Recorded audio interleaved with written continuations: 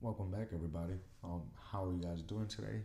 First of all, I just want to say Happy Columbus Day or Happy Indigenous Day, depending on how you feel and what you prefer. But for me, it's more of a Happy Indigenous Day. So, hope you guys are doing well, and just wanted to thank you guys for sticking around as I work to make these videos better, deeper, and more engaging. Also, I appreciate every like and view that I've received. So please, continue to like, continue to share, also comment, ask questions, or just throw your own theories at me. Whether we agree, disagree, or you just want me to elaborate further on some things, I'm here for it all. And for anyone checking out the channel for the first time, thank you. For my regular listeners, you're the real MVPs for watching every video, and it doesn't go unnoticed, and I greatly appreciate it.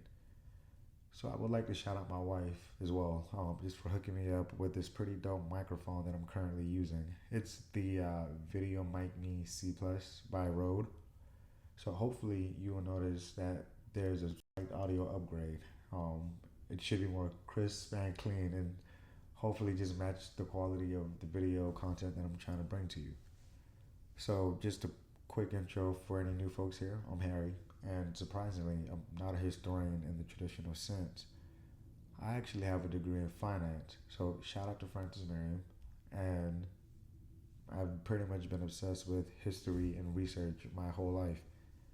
After college, I was fortunate enough to travel for a bit, and my goal was just to build unique travel itineraries packed with cultural gems and hidden spots that most tourists never see or care to see.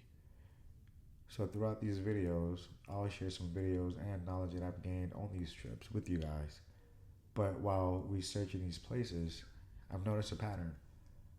Everywhere I looked, pre European contact societies were not only amazing, but they were thriving and very complex.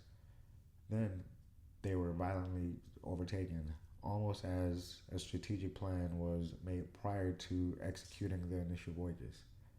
So I started digging deeper. Who were the conquistadors? How did they rise to power? And how did the pieces of global domination fit together? The more I researched, the more I realized a lot of accepted history in academia isn't neutral. It's romanticized, it's manipulated, and spun to justify unprovoked conquest. History wasn't just told wrong, it was written to protect the conqueror's reputations. Air quotes, allegedly, right? So I shifted my lens and started looking at world history as a whole, not by region. Um, and suddenly, the chaos of conquest started to make sense. It wasn't random, but it was a system of just complete control and domination centuries in the making. Now, in this episode, we're going to focus on the age of exploration and conquest. So, we will be diving into the age of exploration where tons of conflicts happened. And when I researched the major wars across the Americas from the late 1400s onward, and the treaties and the power shifts that came out of them, I started to see the bigger picture. Who was really in control and why? So my mission became clear: uncover all the BS, piece together a more accurate historical timeline, and question the Eurocentric narrative that we've been given. And not just in the United States, but all over North, Central, and South America. The whole world, to be exact. But from here on out in this series, we're going to be focusing on North, Central, and South America. Now, here's the kicker: most of what we can actually learn is limited because written history and cultural traditions were deliberately destroyed, altered, or hidden, sometimes shipped to places like the Vatican where the general public would never see it again. An example of alterations can be seen in Oaxaca, Mexico, during one of the biggest festivals in that region. And I'm probably going to butcher this, but Guelaguetza, and that's Guelaguetza, which is their corn festival. Now, originally a festival for the Zapotec and Mixtec corn goddess, and I'm probably going to butcher this as well, but it's Centeotli, which is Centeotl. However, after the Spanish conquest, it became more of a celebration for Mother Mary. Although they do keep a lot of their traditional elements, it's undoubtedly changed. Now, to their defense, at least they kept the cultural importance of it alive, unlike many regions, such as the southeastern portion of the US, who basically lost a lot of the cultural identities that was originally there pre-contact. For instance, a lot of the indigenous tribes in the southeast also had corn festivals, among others, which have now been lost to history. And you may read about it in some works, but it isn't something that's practiced as it is now. Granted, in the low country, we still technically do in a sense because we have what we call the grits festival, and as we all know, grits definitely comes from corn, but it's nowhere near focused on anything pre-conquest. It's just something modern that's been done in the Gullah community, I guess, because grits in the South is super important. Anyway, mainstream media will even say that many societies that we will be discussing in this video didn't have a system of writing or a system to record their history. And at one point in time, I bought into this narrative just to find out that those were all lies. For what was being destroyed and changed if no writings exist, but more on this later. The conquerors then had their scribes rewrite history, and whatever they wrote, that became the official version. So when you read some of the first-hand accounts and see numbers that were said to represent the full number of the indigenous Americans killed, enslaved, or kingdoms usurped, the brutality that was committed against them, just keep in mind that the numbers are more likely way higher. So let's focus on the rewriting of history. Take Mesoamerica for an example. Most of the Aztec records were destroyed by men like Diego de Landa in 1562. After wiping out so much knowledge about the Aztecs' traditions, their science, and culture, he rewrote the history, and of course he was biased heavily. For those who are familiar with Mesoamerican history, yes, I know that the Aztecs were foreigners themselves, and they also took over the then indigenous people of that area. And we'll get into all that in upcoming videos, so just sit tight. Now, even surviving codices were tampered with. For example, the Codex Vaticanus, or Codex Rios, was rewritten by Dominican friar Pedro de los Rios, who Europeanized the depictions of the Aztec people, their religion, and customs. In fact, most depictions of most people from the 1400s to the 1600s are not accurate, but it gives a more romanticized version from people who never saw the people that they were depicting. Now, he downplayed their complexity, misrepresented their calendar, and presented their culture as simple, primitive, or easily just tried to make it as easily understandable through the European lens as he could. But here's what Europeans wrote themselves, the ones that came to the Americas. Columbus described the Caribbean as the most beautiful lands any man has ever seen, a paradise surpassing Europe. Columbus also described the indigenous Americans in this manner. They are the best people in the world, and above all, the gentlest. They love their neighbors as themselves, and they have the sweetest talk in the world, and are gentle and always laughing. Cortez compared Tenochtitlan to Seville or Seville and Cordoba, saying it was larger, cleaner, more beautiful with canals, gardens, and markets far beyond anything in Europe. They also mentioned that the things sold at the market was unimaginable back home. Bernal Diaz de Castillo called Tenochtitlan enchanting with towers, temples, and shimmering white buildings set against the lakes. Markets were stocked with goods Europeans couldn't even imagine. In Peru, Pizarro's men were stunned by Cusco. The Temple of the Sun was lined with sheets of gold, life-size fields with golden statues of corn plants, with vessels dedicated to the sun, the moon, and stars. There were golden thrones, even life-sized children in gold. The city shimmered in sunlight, blinding visitors who saw it when the sun struck it. Now the courtyard of the Carncancha contained a golden disc that was just magnificent, and it was centered in a way that when the sun was at its highest peak, it would hit it and just enlighten everything around it. Now, they also contained gold gardens where all the plants and animals were made of gold and silver. You had gold cornstalks with ears shaped like gold kernels. You had gold and silver llamas, shepherds, and even insects. You had golden trees, flowers, and leaves. Even the soil of the garden was said to be made from finely ground gold dust. Now, this is just a small portion of the descriptions about foreigners that came to the region to take his wealth and make themselves and their king rich. And yet, history books paint these people as bloodthirsty savages, stuck in a stone age, who needed some good old salvation and Jesus. Now, which was technically the democracy and freedom of that era, right? But really, these civilizations created wealth, architecture, and a culture that amazed every European who set foot there.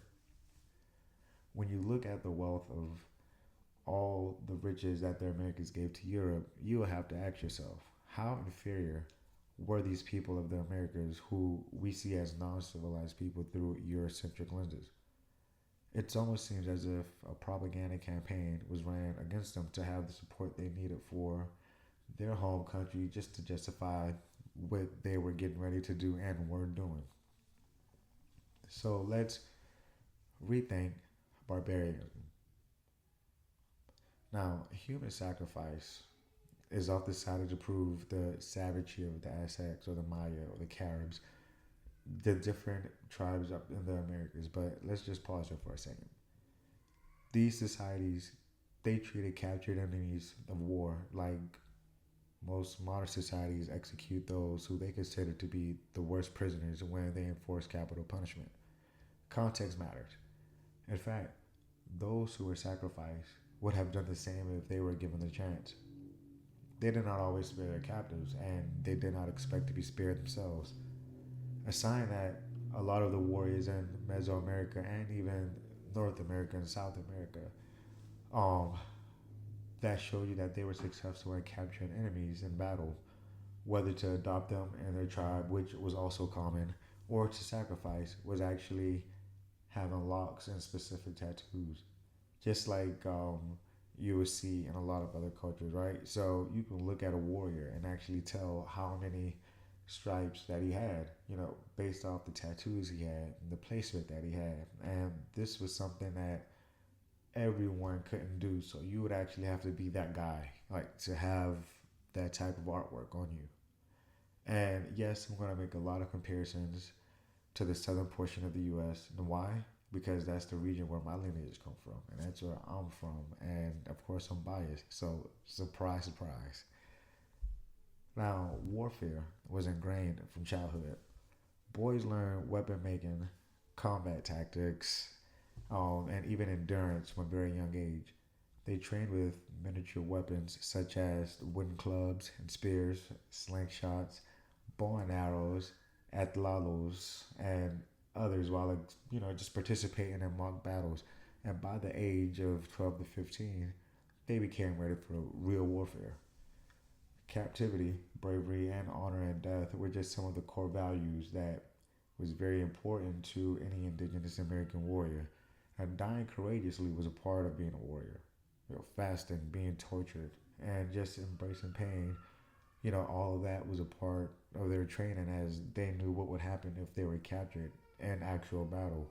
And in their culture, a lot of the cultures in the Americas, it was just this mindset that your soul will not have a good afterlife if you disgrace yourselves with fear, even during death. That was just something that you could not do. So they made sure that from a small child like up, if you were going to be in that warrior class, which everybody wasn't in the warrior class, right? Of course, you had shamans. Of course, you had the royal princes, right? That would eventually be emperor or king, or terms that would be used, right? Whether it's like cacique, whether it's the Inca, or Tlatelolli, like you basically had a path. You could have been a farmer caste to where you would have been a farmer. But the point being, for warriors, like they started super early.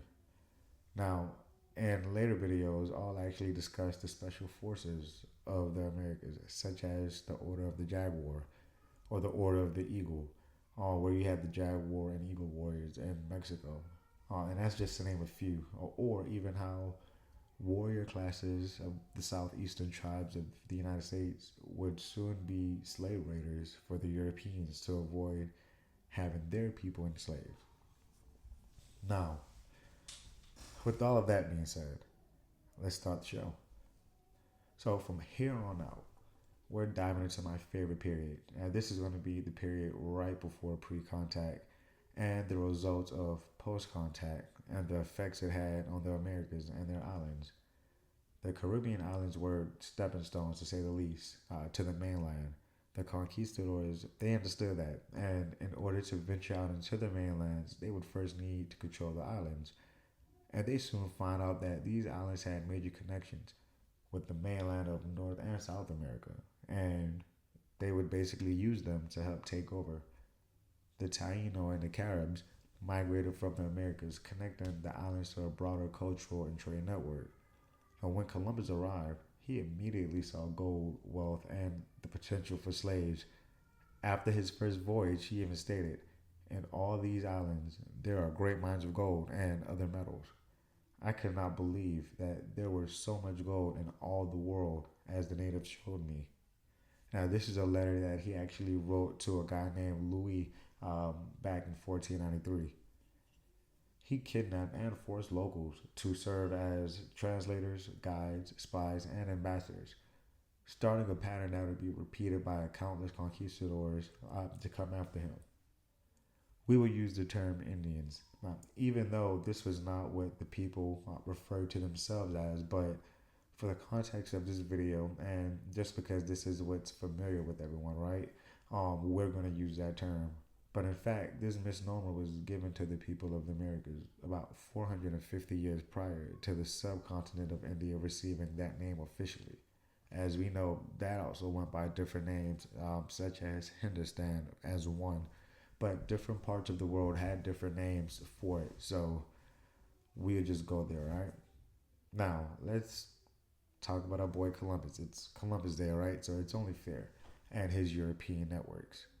Now, my thoughts on Columbus, he never intended to go to Asia, and he knew exactly where he was going. It's a fact that Columbus was not the first explorer to come to the New World or the first who had information about it.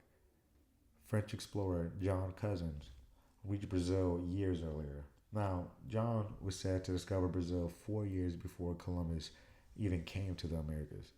The French actually had a colony near modern Rio de Janeiro named France Antarctique, and that's spelled Antarctique.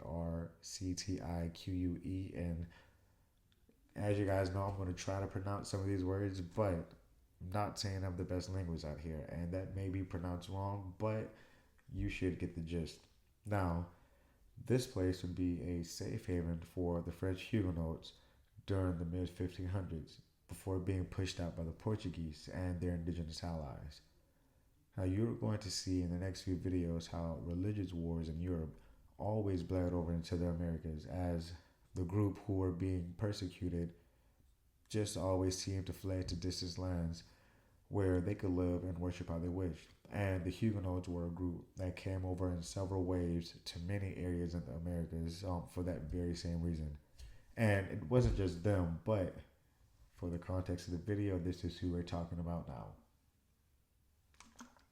Now, an interesting connection to make is that Martin Alonso Penzon was one of John Cousins' captains during the discovery of Brazil, in which they eventually had a falling out. Now, due to this dispute, Penzon left Dieppe, which is a small fishing port on the Normandy coast, and he ventured to Spain, where he met and advised Columbus on his first voyage. On that voyage, Martin was captain of the Pinta, or the Pinta. His middle brother, Francisco, was the first mate, and his youngest brother, Captain of the Nina.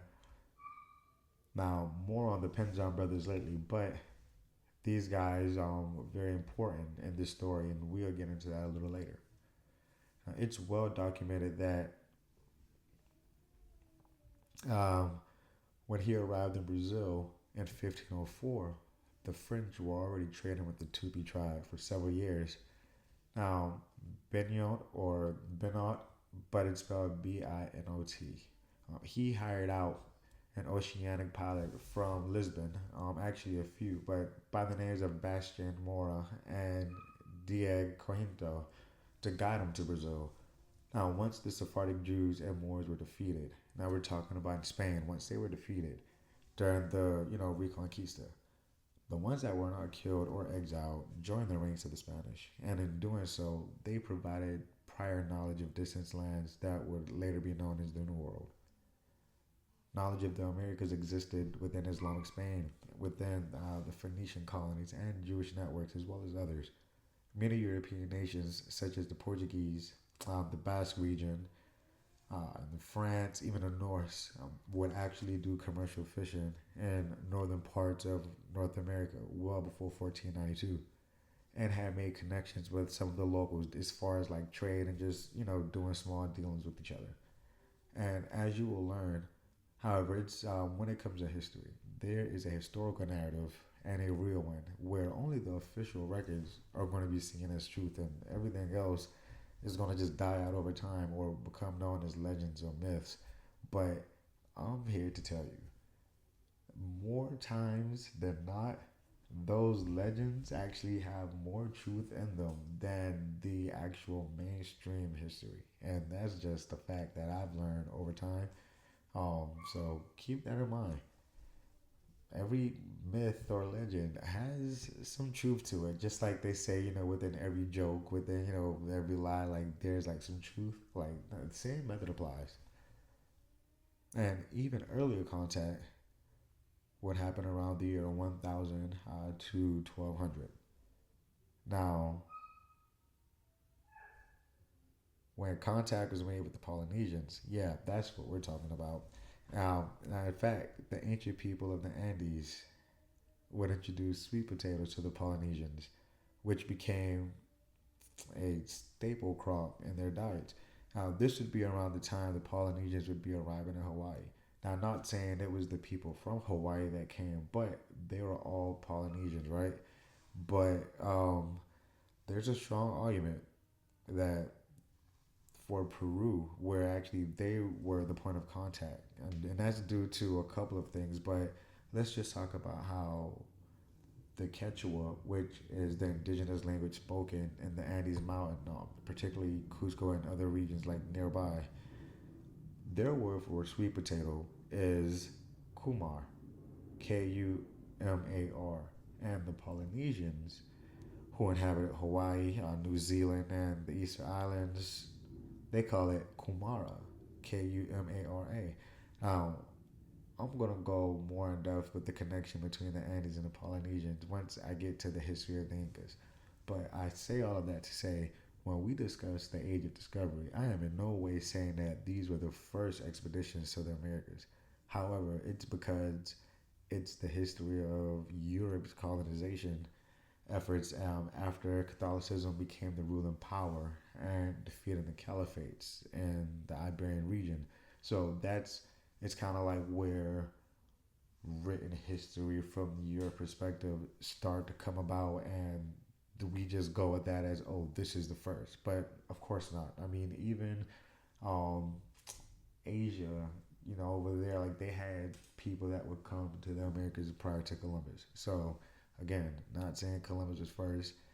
Granted, a lot of places still teach that, but then again, hey, there's a lot of lies that are teach. So, or a lot of lies that are taught, and it's just one of those things that as you get older, or as you start to read, or just study, or just travel, you realize that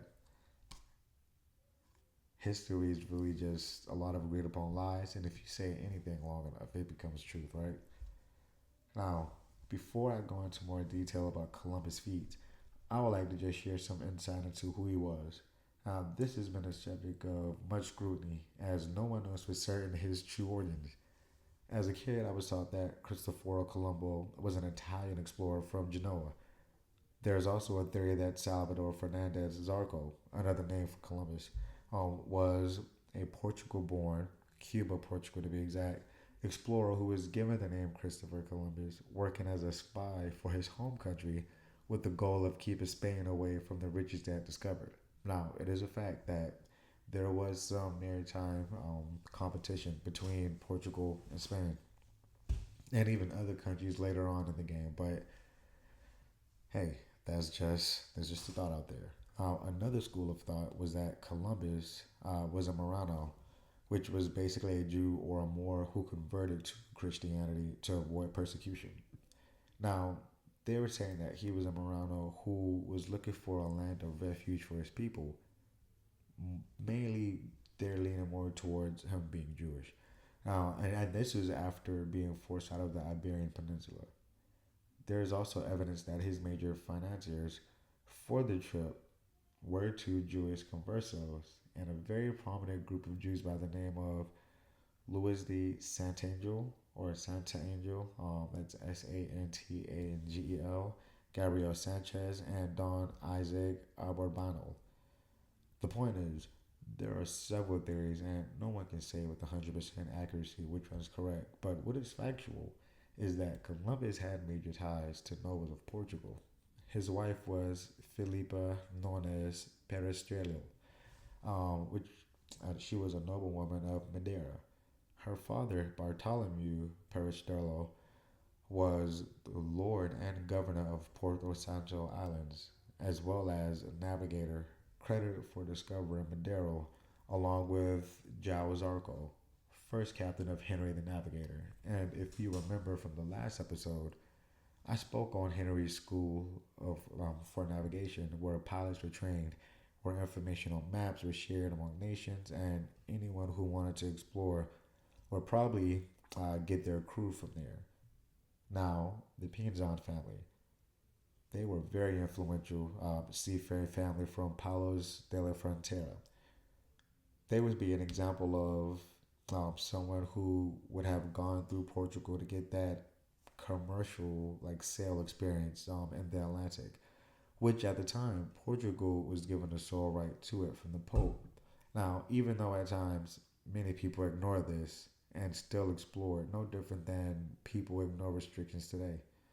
But they were experienced ship owners, navigators, and recruiters active in the Atlantic trade and privateering, and would use their knowledge to help Columbus be successful. Could these connections to noble Portuguese explorer families play a role in Columbus' success? It is also known that Columbus had a Hebrew interpreter named Luis de Torres. He was a converso who was born as Yosef ben Halevi Halveri, and he spoke Hebrew, Chaldaic, and Arabic. Now, he brought him on a voyage to the Americas, and so from many clues that's left behind, and any of these theories, can be argued, but what we do know for sure is that his adventures would change the Americas forever, and he had sufficient reasons to believe that he would possibly find people who understood the Hebrew language. Now, after receiving backing from Isabella and Ferdinand via the capitulations of Santa Fe in 1492, where he was granted the titles of Admiral of the Sea, Viceroy and Governor General, and honorific Don, he was also guaranteed a tenth of all the riches that is obtained from his intended voyage. Columbus would ship out and land in Guanahani, which is San Salvador, Bahamas today, on October 12th, 1492, just a few months later.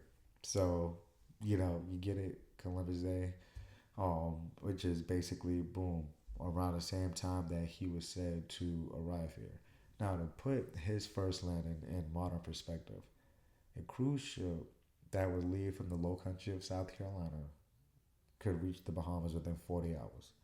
Now, using a boat, and notice I said boat, not ship, but using a boat similar to what the Spanish used, it could take as little as 4 to 5 days on a good windy day.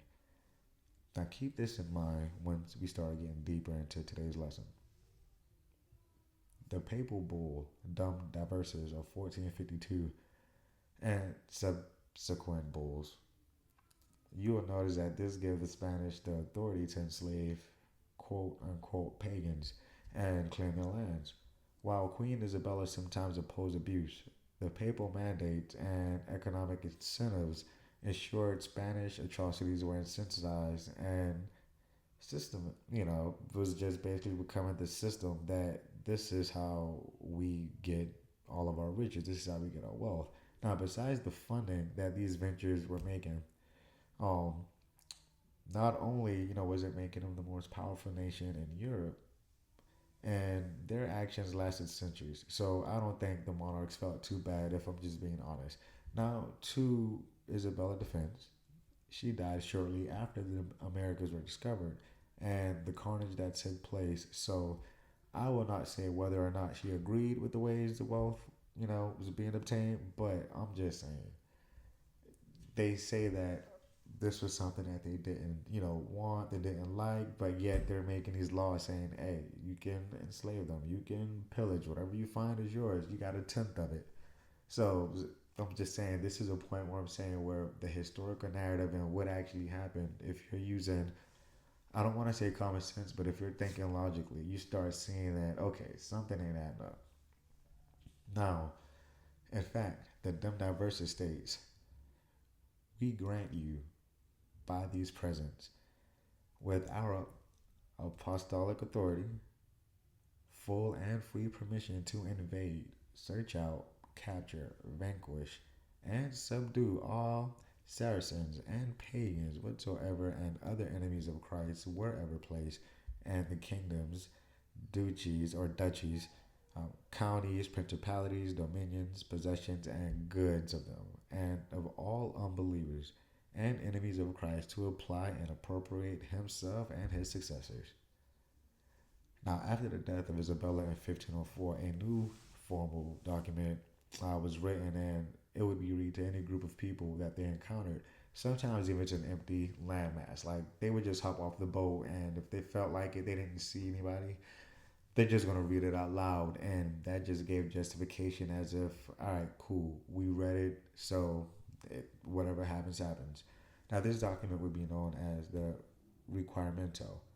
This would serve as their justification, as no indigenous person who was the intended audience could even understand it. Like, let's be honest, you're coming over, you're speaking a language that no one speaks, no one has heard it before, and you're reading to them. That's no different than, let's just say, somebody from Zimbabwe or somebody from China. Um, Come to wherever you are in a different country. Now, you ain't ever heard any word or anything, a song, like nothing. You're not familiar with these people. You don't even know they exist. And they just come to you, start speaking in their language. You're not going to understand a thing they say. But the messed up part about it is when I read like what it says and what was expected to be understood, it's almost like they were going to do this regardless. And they just wanted to get this off their chest to make themselves feel better. But what was going to happen? They were going to do it regardless. All right, so the requiremento. Now, this is what the document says.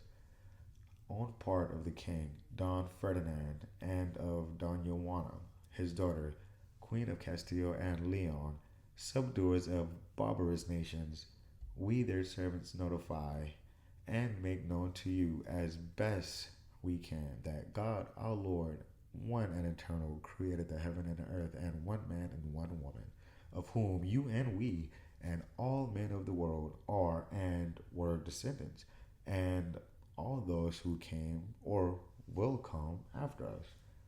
Of all these nations, God our Lord gave charge to one man called Saint Peter. Think back to some prior videos, but anywho, Saint Peter, whom he made Lord and head of the whole human race, that all should obey him, and that he should be the head of the whole human race, wherever men should live, and that he should judge and govern all Christians, Moors, Jews, Gentiles, and all other sects. It's just everybody. Now, we ain't even gonna get, deep into like what they're saying yet, but just let's continue. To him was given the world for his kingdom, lordship, and jurisdiction. He commanded him to place his seat in Rome as the best place for governing the world, but he also permitted him to have power in any part of the world and to judge and govern all peoples, Christians and non Christians. One of the popes who succeeded him in his dominion as Lord of the world, in the dignity and seat which I have before mentioned, made donation of these islands and mainlands of the ocean sea to the Catholic kings of Castile, Don Ferdinand and Doña Juana, his daughter, or our lords, according to the term contained in certain writings which pass upon the subject as aforesaid. Wherefore, their highness and kings and lords of these islands and mainland by virtue of that donation, and as kings and lords aforesaid, most of the islands, and indeed almost all to whom this notice have been given, have received and obeyed their highness, and have served and do serve them as subjects should, with with good will and without any resistance, and instantly, as soon as they were informed of the said facts, they obeyed and received the priests whom their highness sent to preach and to teach them our holy faith, and all of them, of their own free will, without reward or condition, became Christians, and so they are. And your highness are received and served as the lords and kings, in the same way as they serve the king and queen of Spain, and you are held and obliged to do the same. Wherefore, as best we can, we request and require you that you consider what we have said to you, and that you take your time that shall be necessary to understand and deliberate upon it, and that you acknowledge the church as the ruler and superior of the whole world, and that the high priest called the Pope, and then his name, the King and Queen Doña Juana, our lords, as superiors and kings of these islands and this mainland by virtue of the said donation made by the Pope. And if you shall do so, you will do well on that which you are obliged to do as their subjects and their highness, and we in their name will receive you in all love and charity, and shall leave you your wives and your children and your lands free without servitude, that you may do with them and with yourselves freely that which you please and think best. And they shall not compel you to turn Christians, unless, when you are informed of the truth, you wish to be converted to our holy Catholic faith, as almost all the inhabitants of the other islands have done. And their highness shall receive you with love and charity, and shall leave you your property and your liberty, free from servitude, and you should do well, and we in their name shall receive you with all honor and affection. Now, pay attention to this part. But if you do not do this, and maliciously make and delay in it, I certify to you that, with the help of God, we shall powerfully enter into your country, and shall make war against you in all ways and manners that we can, and shall subject to you, or shall subject you to the yoke and obedience of the church and of the highness. We shall take you and your wives and your children, and shall make slaves of them, and as such shall sell and dispose of them as their highness may command. And we shall take away your goods, and shall do you all the mischief and damage that we can. As to vassals who do not obey and refuse to receive their lord and resist him, and we protest that the deaths and losses which shall accrue from this are your fault, and not that of their highness, nor of us, nor of the cavaliers who come with us,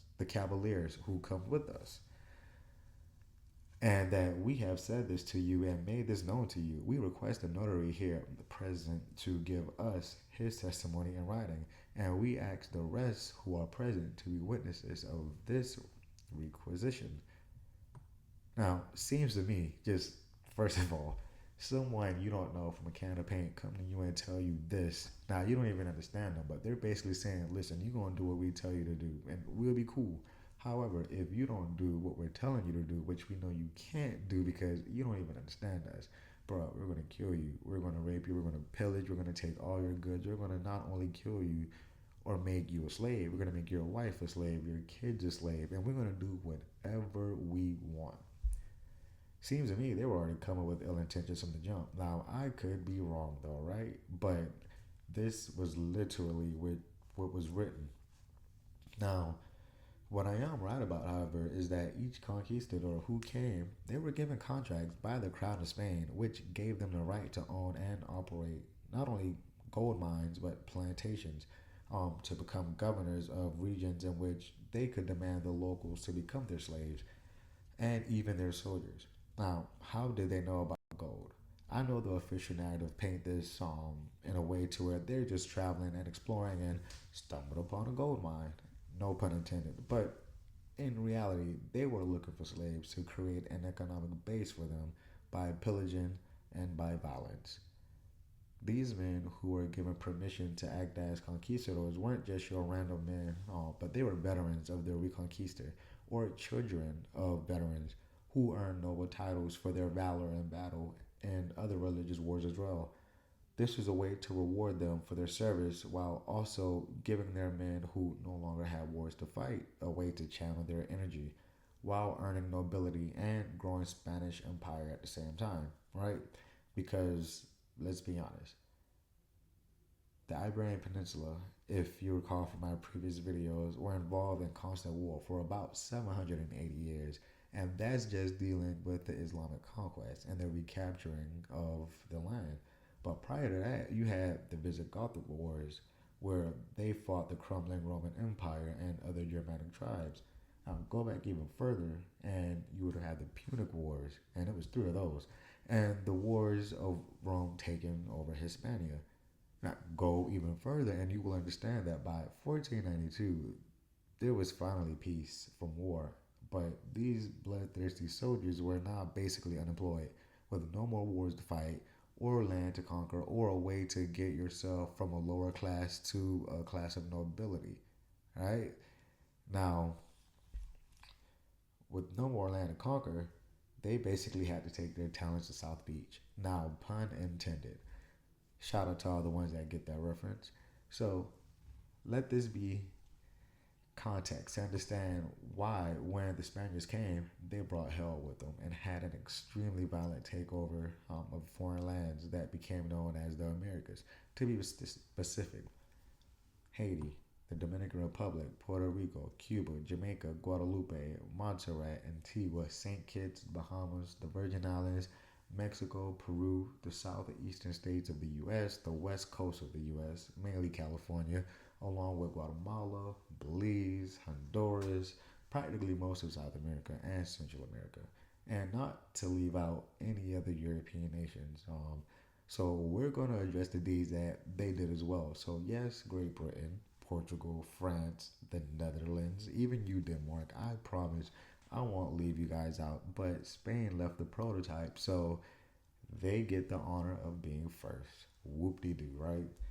Now, let's get to the Taino and the Caribbean conquest. The Lucucari, the inhabitants of Guanahani, which was the indigenous name of the island that we're going to call the Bahamas. At the time of Columbus' arrival, they were also known as the Lucayos by the Spanish and later anglicized as Lucayan, were a branch of the Taínos whose ancestors came from South and Central America. And it's important to mention that the Taínos had major conflicts with another group of people called the Caribs, which is where the Caribbean get its name. Now, we're not really going to focus too much on also Caribs. Like, that actually came from like the word cannibal, because basically a lot of the Europeans just say that, oh, they're cannibals, but so technically to be called a Carib is Loki and insult, but we're going to use the term because that's what's familiar. Now, these conflicts essentially lasted from the 10th century until the Spanish came.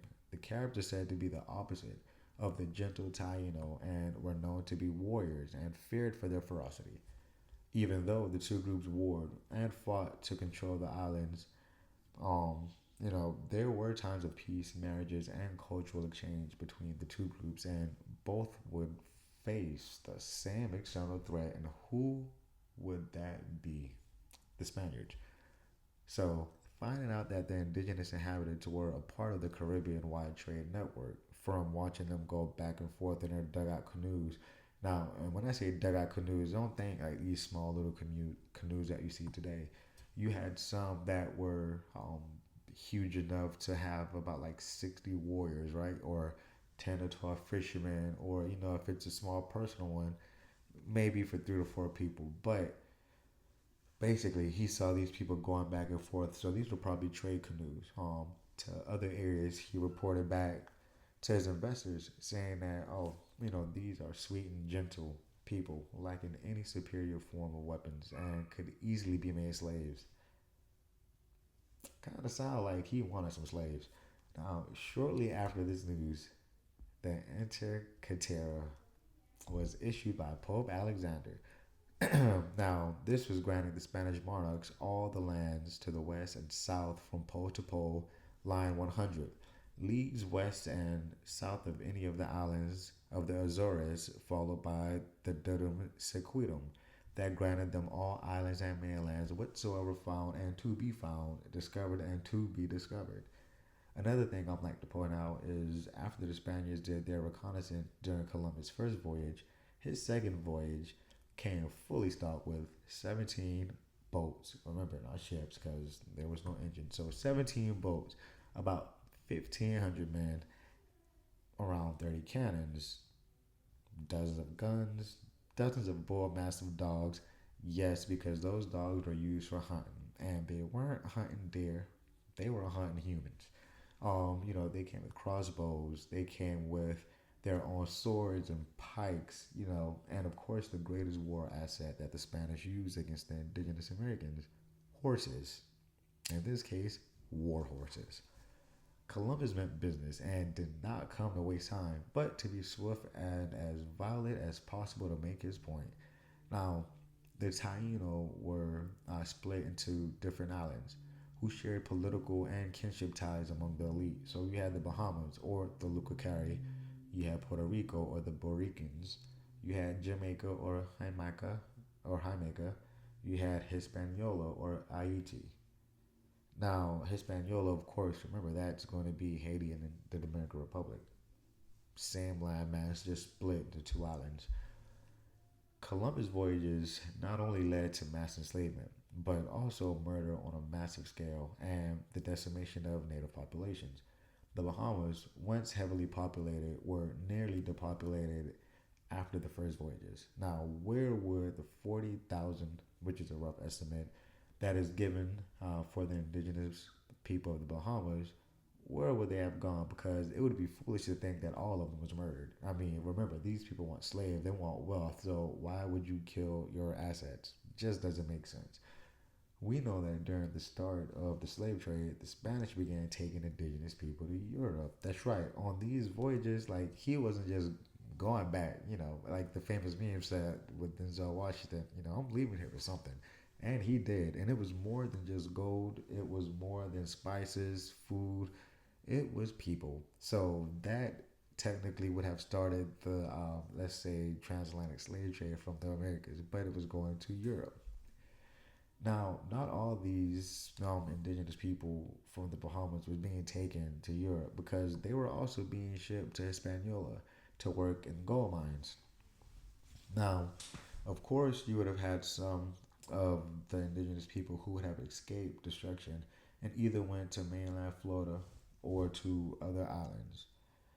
A lot of the early Americans that were sent to Europe would end up teaching the Europeans metallurgy, in a sense of making intricate gold and silver jewelry, as they were masters of it. And not only that, but the medicinal uses of their plants and herbs that was also brought back to Europe. Their agriculture, as a lot of the crops made their way to Europe as well, such as corn, cacao, peppers, sweet potatoes, beans, such as lima beans and kidney beans, squash, tomatoes, and several other things. And not only that, but they also adopted their art within Spanish styles, such as the Indo Mudejar or Mudejar. They also wanted to learn like their weaving, as for instance, you would have like the people of Oaxaca, like the Zapotecs, like they are known to be master weavers, right?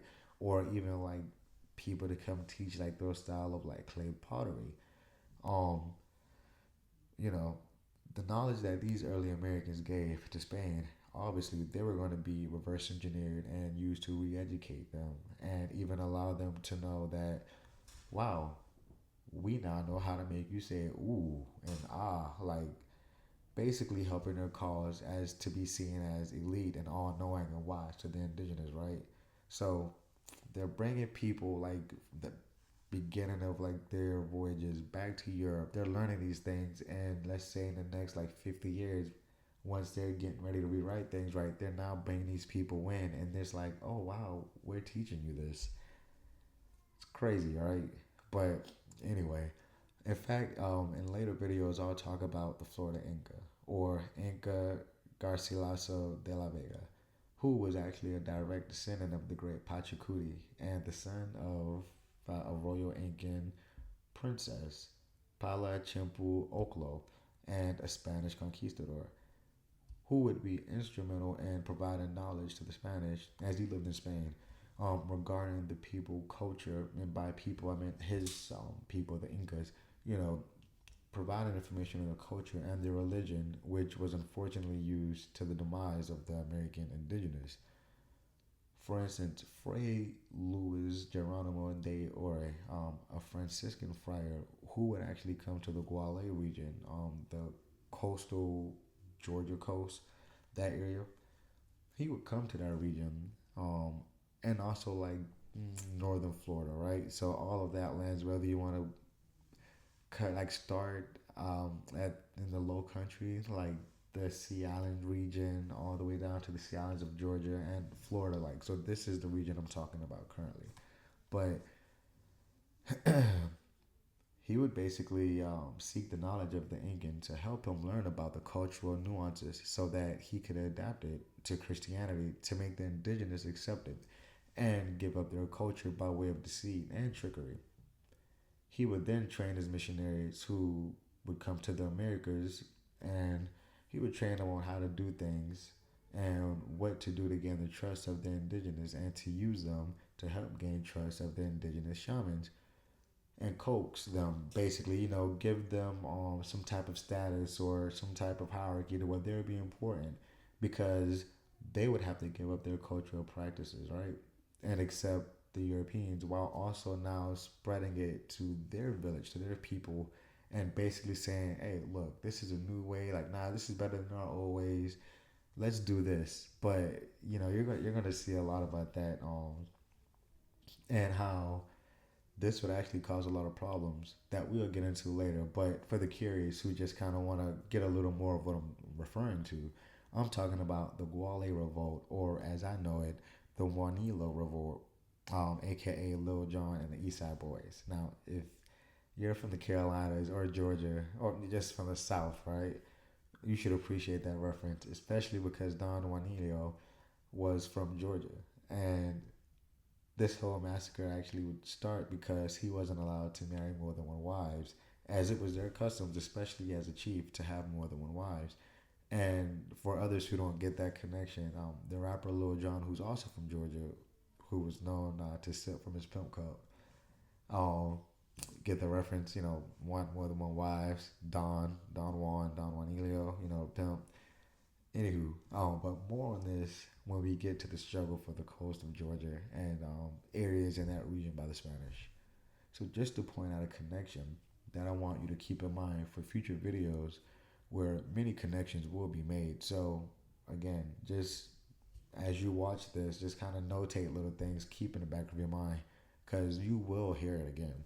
So the Taino or Arawak, however you refer to the people of the Caribbean that inhabited St. Lucia, St. Vincent, Grenada, Dominica, Haiti, the DR, Cuba, Puerto Rico, Bahamas, Jamaica, Martinique, Antigua, Guadalupe, St. Kitts, Barbuda, Nevis, St. Martin, Suriname, Guyana, and other islands, right?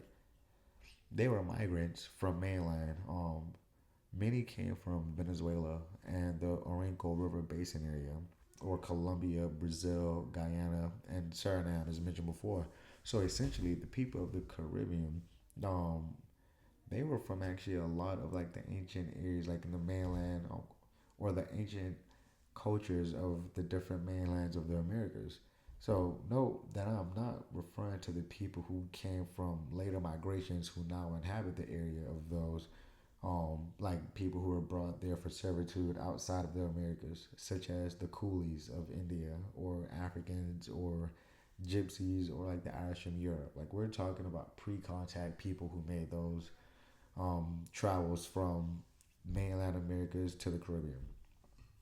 Now, the natives would carry Columbus to the neighboring islands, especially Cuba and the Kingdom of Haiti, or Kesikea, right? So Haiti and Dominican Republic. They did it by force, of course. Now, impressed with the beauty of the island of Cuba, he named it Juana, after the daughter of the Queen of Spain. Columbus discovered three distinct groups of people on the island. They were the Taínos, the Sabonis, and the Guanahatobes.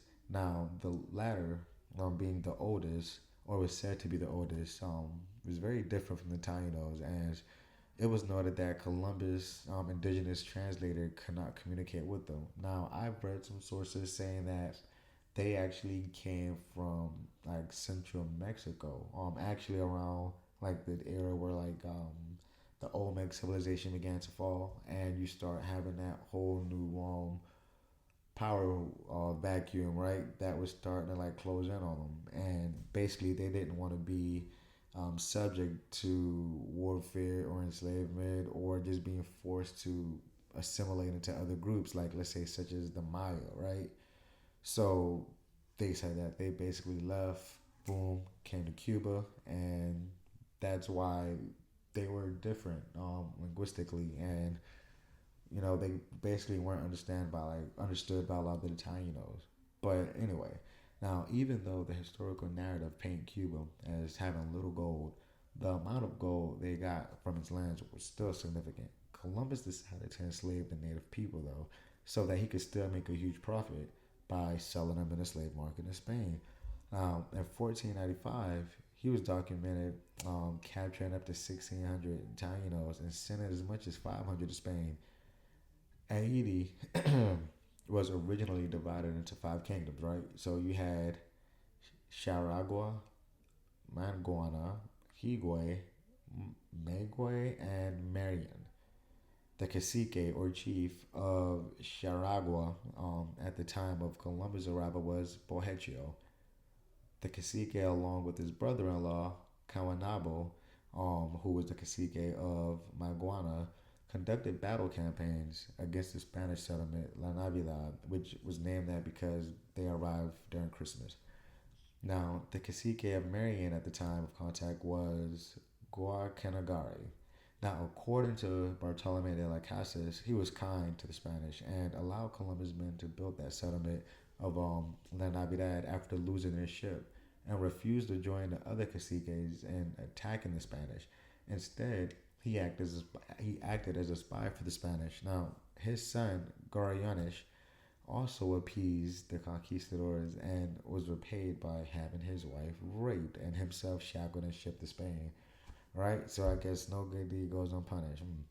Now, Cawanabo was ultimately captured and shipped to Spain, but not in vain, as the city was destroyed by the natives. Now, these native attacks were due to them being outraged by the raping and pillaging and the enslavement of their people to excavate gold and other precious commodities on their own soil. The lack of respect for the customs, or their customs, and the outright abuse could not be tolerated by the natives, who were basically helping you more than they should have, more than they had to, because they didn't have to, but they did it just out the kindness of their heart. Now, per De La Casas, who himself was an active participant in the conquering of Hispaniola, the natives didn't do anything to the Spanish to deserve what happened to them, and the actions of the Spanish were so bad that it turned him against the treatment, and he began to actually advocate for them. So, for the full narrative, you can check out his book, The Destruction of the Indies. But I'll share a snippet of some of the violence that he himself, who, like I said, was an active participant of the destruction, could not even handle. All right. So he said, After the Indians gave all the food and things they could possibly spare to the Spanish of their own free will, the Spanish then began to not only take the women and children for their own pleasures. Now, we can just read between the lines with that. But now began taking food that the natives stored for themselves and their families to survive. He wrote that what the Spanish consumed in a day was what three Indian households of 10 people each for a whole month would consume. All right.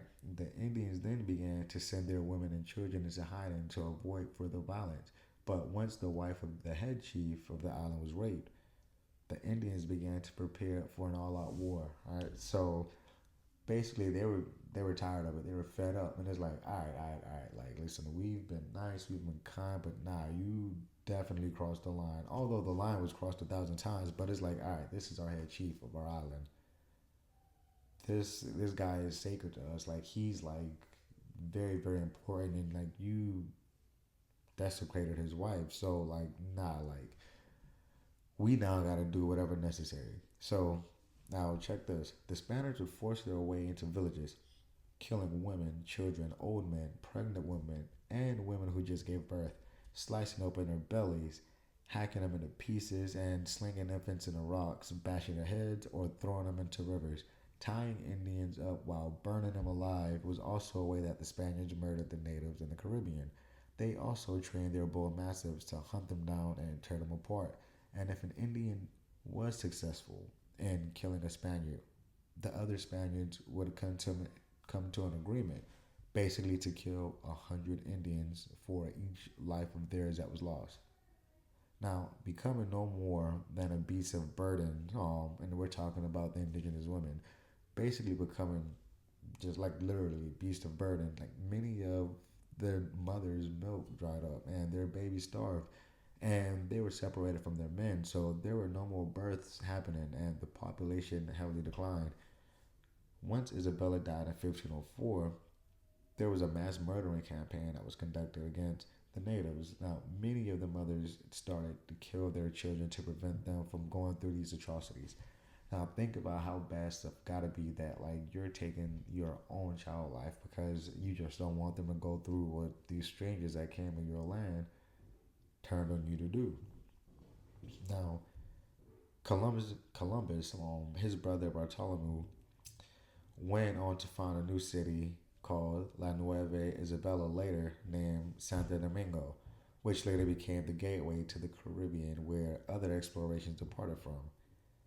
After the death of Bohecho, his sister Anacaona, who was a religious expert and poet, became cacique. Now, it was under her rule that the Spanish coexisted and intermarried. Now, in 1503, Governor Ovando and his party reached Charagua. Now, assuming that the natives were up to deceit, the Spanish lured the different caciques into a trap where all the chiefs were murdered.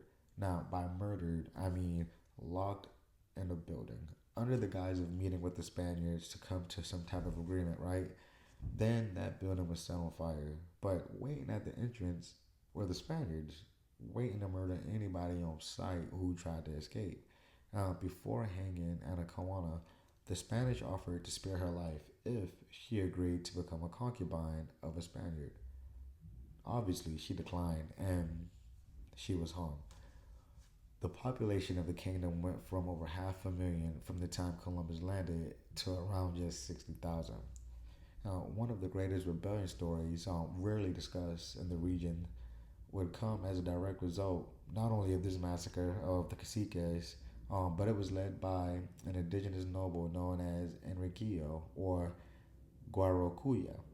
Now, he will later lead one of the first major native rebellions in 1519 as a result of the massacre of the Taino leaders, which was his family. Now, named Enriquillo by the Spanish, Guarocuya was born in the kingdom of Charagua around the year 1500. So during this time, as stated, there were many clashes between the natives and the Spanish as a result of the forced labor in the mines and on the sugarcane plantations.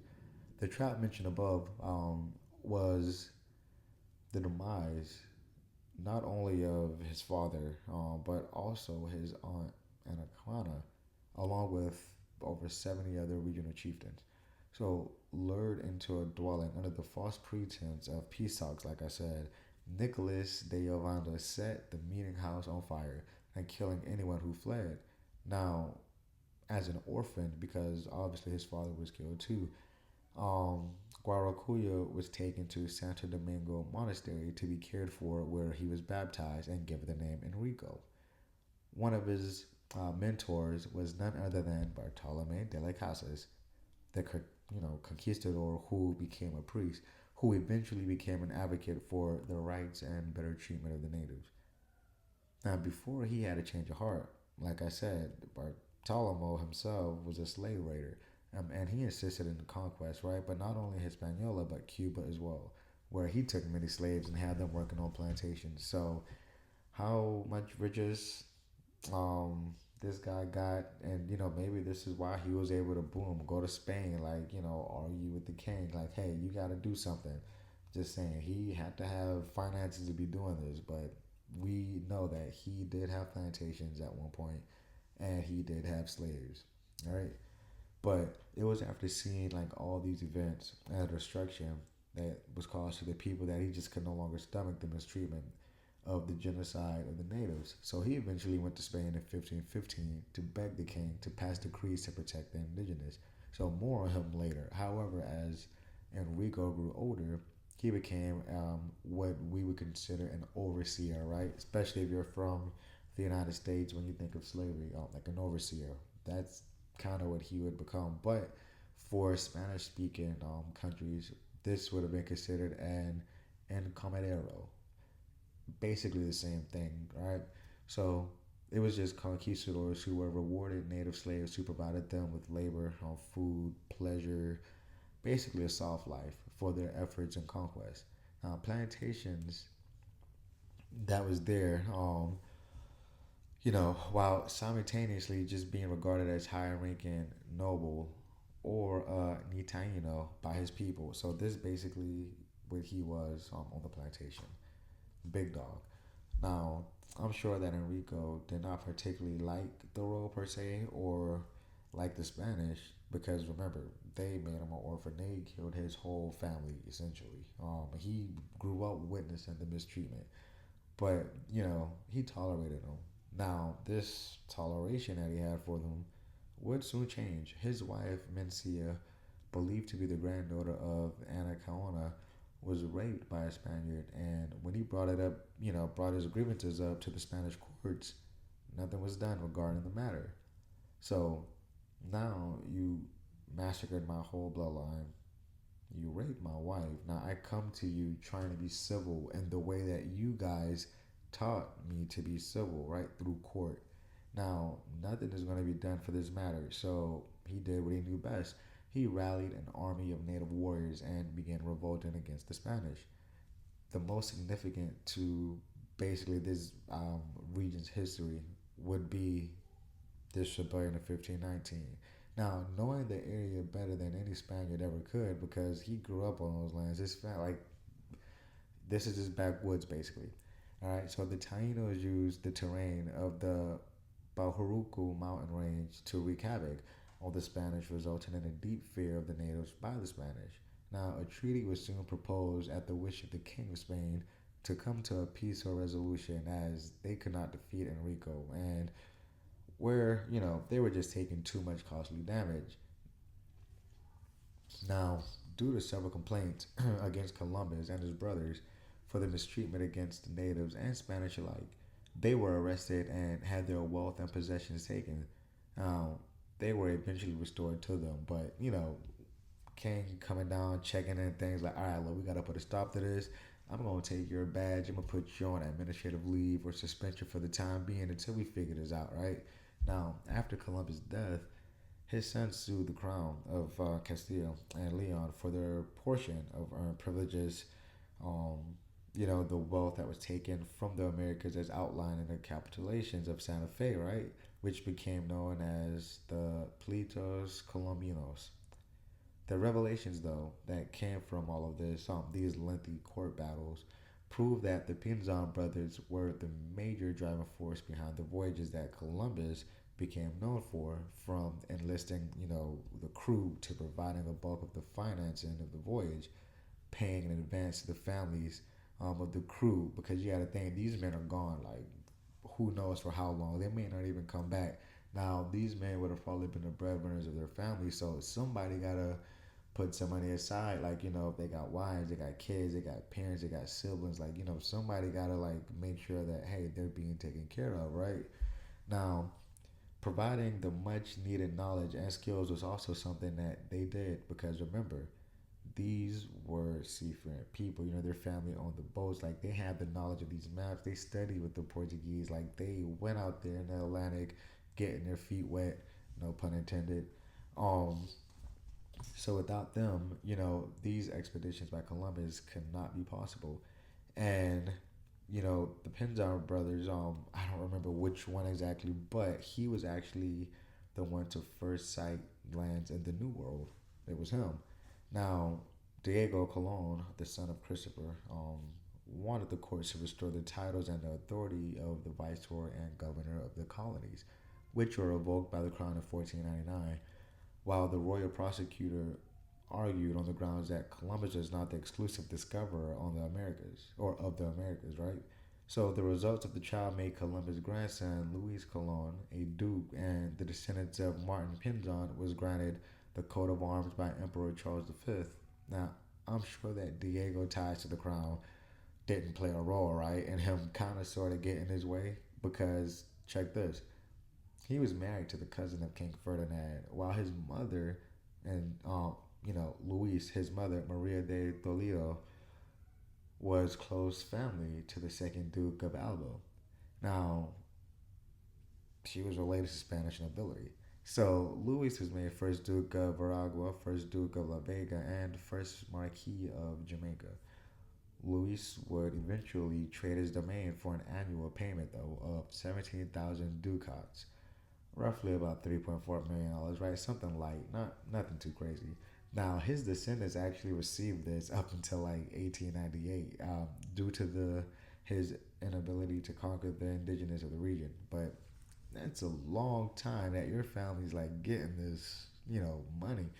So, anywho, by 1511, Spain had made their way to Boricuan, right, and Jamaica, or Puerto Rico and Jamaica. Columbus arrived in to Borican during his second voyage, which, with about 1,500 soldiers in 1493. So, due to his grand appearance in Spain and the recent discoveries that could now belong to the monarchs, the Treaty of Tordesillas was created. Now, this treaty divided the New World between Portugal and Spain, defining their spheres of influence. So, theoretically speaking, Portugal was given all the lands 100 leagues west to the Cape of Verde Islands. That could explain why Brazil had the majority of African slaves out of any other area in the Americas, and how they dominated the transatlantic slave trade in that aspect, right? While Spain mostly used the indigenous population of the Americas as their slave labor, because you got to think Portugal, like we talked about in the other video, was already using African slave labor since Henry the Navigator days. It also explains though why Brazil was the first country in the Americas to have a huge Jewish population, as in the previous video I talked about how the Jews of Portugal were shipped to Africa, right, to Sao Tome and Principe, but then just a generation later they were shipped to Brazil.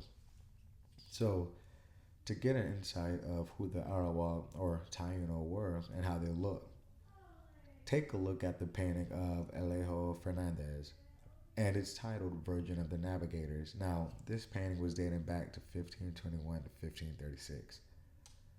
So, this is a snippet of the description of the artwork. Not my words, but the actual description of the artwork.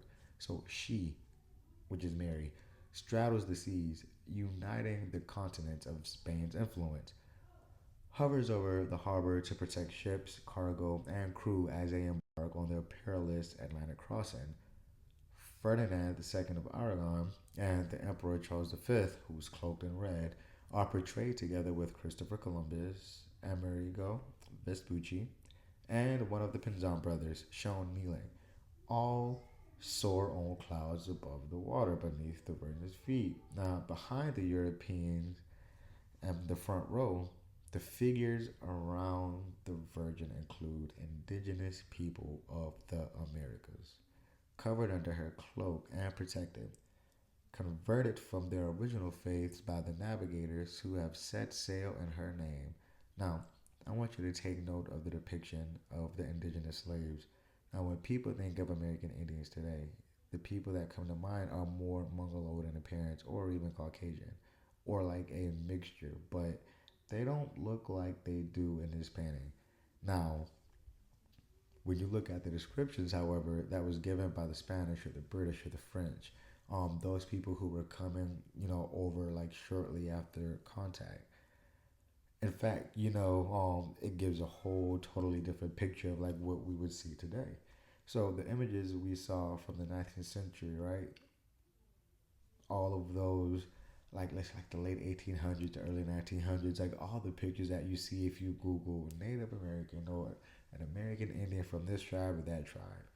Well, they were all intentionally created using people who were not actually from that tribe per se, but they represented and wore the regalia.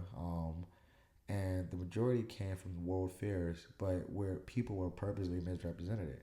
The main photographer, though, who is very popular, I would say, when it comes to these photographs, was Edward S. Curtis, and he was hired by the U.S. government, the Bureau of American Ethnology, to be specific, which is interesting because the U.S. government intentionally exterminated the actual indigenous people while reclassifying them, and a lot were reclassified to Negro or colored. We'll get into that a little later, but while they were the ones to do that, they're basically now giving the Indian identity to others. Now, the painting was painted between, and we're talking about the Virgin of the Navigators, right? This was painted between 35, 40 years after Columbus returned to the royal court of the monarchs. Now, Alejo would have been around 18 years old during this time, um, which we could basically now make the assumption that he was in the attendance. This was a big grand deal, and it was hosted in Barcelona. That being said, the depiction in the artwork would be a more accurate representation of what the Amerindians of the Americas look like. The painting itself was commissioned by the Seville based Fraternal Order of the Brotherhood of Our Lady of the Navigators, which many sailors, navigators, conquistadors, shipbuilders, and explorers were all a part of. Like, they were all a part of that order.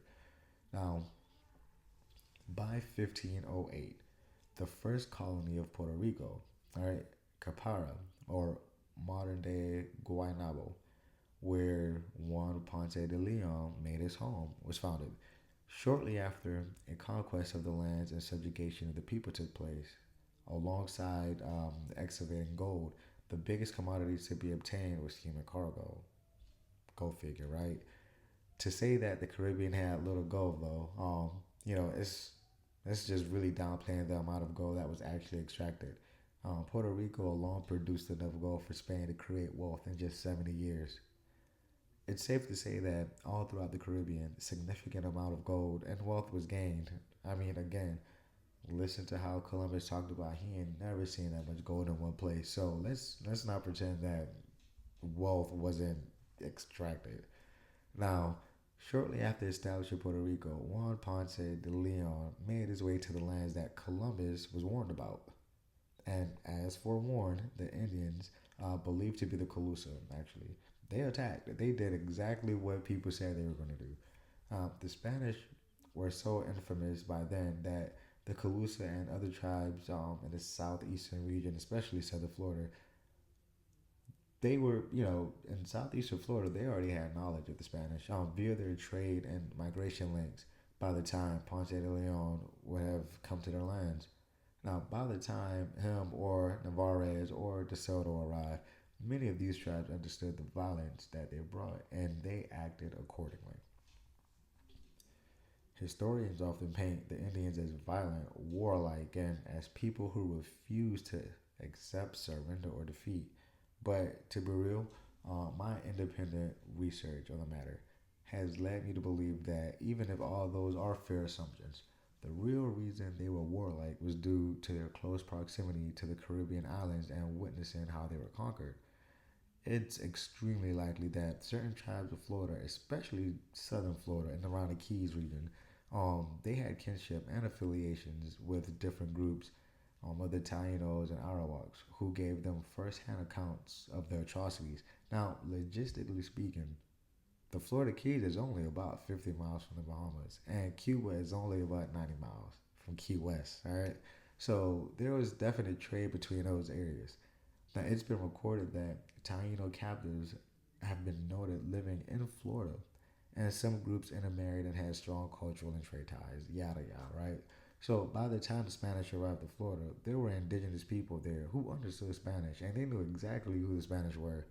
They knew that surrender meant death or enslavement, and as a people who were always free and who were also warriors, right? They preferred death over enslavement. Like they were not going to put up with that or deal with being subservient to these people who were essentially barbaric and just bloodthirsty murderers, right?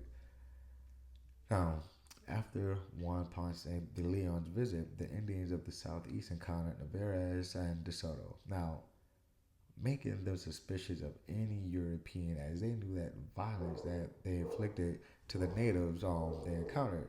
So this caused many battles between the southeastern tribes and the Spaniards, who murdered, enslaved, and raped the natives in more ways than one, pun intended. Now, just want to point out, even though I'm saying Spanish, you had Moors and other Europeans and many people from like different like African nations who were included in their ranks. Within the Spanish ranks, you also had indigenous warriors who were forced to fight with them as the Spanish would later begin utilizing large Indian forces while sparing their own men to death, by war. The offsprings also of the indigenous women and their Spanish consorts would also join their fathers in conquest. Now, these children would have been trained in the ways of their indigenous customs and would have become like a great asset to the Spanish.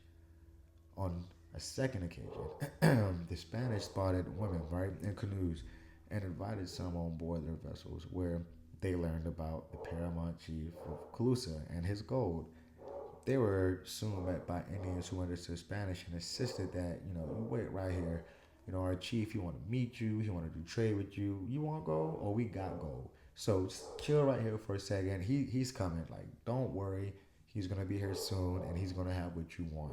Now, at a moment's notice, right, several Calusa warriors then came out of hiding to attack the Spanish, resulting in casualties. And they captured warriors, who were sent back. And of course, when they were sent back with a message to demand trade. So Spanish got the best of them that time, right? However, the end results of these skirmishes left Ponce de Leon mortally wounded, where he died on the island of Cuba shortly after. Now, besides looking for wealth from the land, the Spanish had several plantations not only in Jamaica, but Cuba and Puerto Rico and Hispaniola as well. So, in no time, Cuba became a cash cow for Spain and was known as the Pearl of the Spanish Empire. The importance of Cuba was not only due, all right, it was not only due to, oh, like, we're practically like getting all this money from you, like, none of that. Like, it was, in a short way to put it, I guess, it was just mainly, in my opinion, right? Now, a lot of things that I'm going to say, it may go against the narrative that you've been taught. And that's kind of one of those things where, you take some things with a grain of salt. Like, if you don't believe certain things, then great, go research further. Go look at some of these first-hand sources, right? Do that, and then you will start to see. But the importance of Cuba, like I said, was not only due to the wealth it provided, but because of its strategic location. So look at a map. Now, if you look at a map, you can easily see the vision that Spain had for Cuba, right? So from there, all of their New World expeditions took place. from Havana, you had Narvaez, right? All right. Now, Ponce de Leon and his Soto's expeditions took place, take a straight shot to Florida. So from Santiago de Cuba, Cortez's expedition to Mexico took off, where he eventually made landfall near Veracruz. Francisco Pizarro would also use Cuba as his launch pad when he traveled to Panama, where he would then set up shop before going into Inca territory. Now, even though the Spaniards were made wealthy by their indigenous counterparts, they still treated them harshly. The natives were massacred on large scales. They were abused, they were mutilated, raped, overworked to the point of death, had their culture obliterated, and many other atrocities.